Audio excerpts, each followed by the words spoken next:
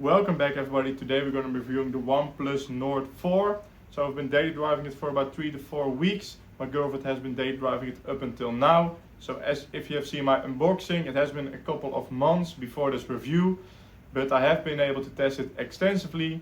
So I can give you definitely some insights in if you should buy this phone and if it's still worth it in 2025. Especially because the OnePlus Nord 5 in the meantime has come out as well. So yeah, let's jump straight into the review. So let's start with some pros and cons of this device. So first, let's talk about the screen. So on camera, it looks a little bit washed, but it's an amazing display. It's an AMOLED display, 6.7 inch. So yeah, it's also pretty big if you want to watch some movies or TV shows, or you like watching things on your phone. It also has a 120 refresh rate, which is really fast. So yeah, it has almost more than 2000 peak nit brightness, which I think you can a little bit see on camera that it's definitely a bright phone. So yeah, I would say if you like watching movies on it, if you want to use it for games, a bigger screen is definitely a plus, and this phone has plenty of big screen for you. So the second thing I want to talk about is the battery. So it has a 5,500 milliamp hour battery. Which is also 100 watt fast charging if you have a fast charger that can support it.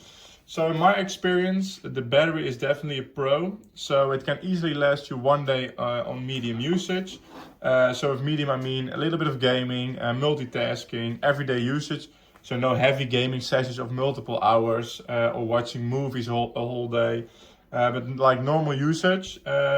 I think if you start at around 90 or 100%, you end the day with about 30 to 40% left when you go to sleep. So that's that's pretty nice. If you play heavy games, then maybe you need to charge at the end of the day. But I'm talking about 1, 2, 3 hour gaming sessions, which is nice. But then you're usually at home or somewhere you can charge. So that's a little bit about the battery. So the performance. So I will get the specs on the screen right now. But for the game performance, it's really smooth. It has a Snapdragon 7 Plus Gen 3, 12 gigabytes of DDR5 memory. So it can easily play the heavier games. Switching apps because of the high memory is also easy. So yeah, if you play like Fortnite or Call of Duty, it will all run fine. It can run a little bit hot, but not nothing crazy and nothing other phone makers don't have. So I also think that for years to come you can use this for heavy games. I think at least 3 years, maybe after that it will become a bit slower because as well this has no updates anymore after 2028, but I will get to that later in the video. So yeah, so let's talk about the build quality. As you can see here, it's a full metal body, which in this price category you almost don't see. So it's also really nice in the hand. It feels nice, even if you have a case of it. It's a really thin phone, as you can see here, which is nice as well. As you see in my previous video, I switched to an iPhone and that's a little bit thicker, and you notice it. So yeah, let's stay on the body. Let's get to one of the cons, which is the cameras. So it has a 50 megapixel main camera and then a 5 megapixel ultra wide camera.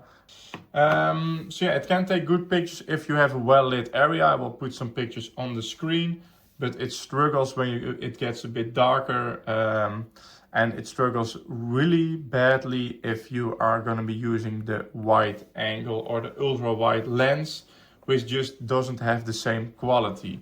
But yeah, for this price point, it is a bit on the lower side. So the cameras in this price bracket, yeah, there are better phones for this price out there with better cameras for this price, but they lack performance, build quality and battery.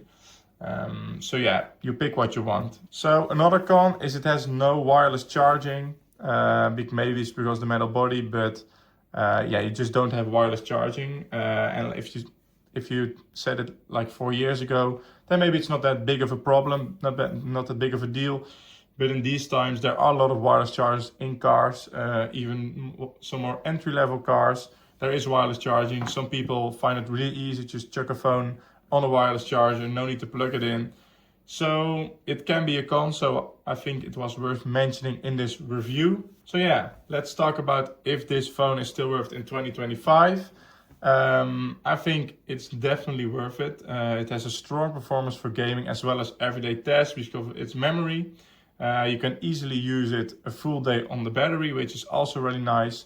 And I think even after 2 to 3 years, it's still a really great phone, but then it gets a bit slower on some things. But yeah, that's 3 years for a phone that's around 400 euros. That's expectable, but I think you can definitely daily drive this really well for the upcoming 5 years if you don't heavily game on it.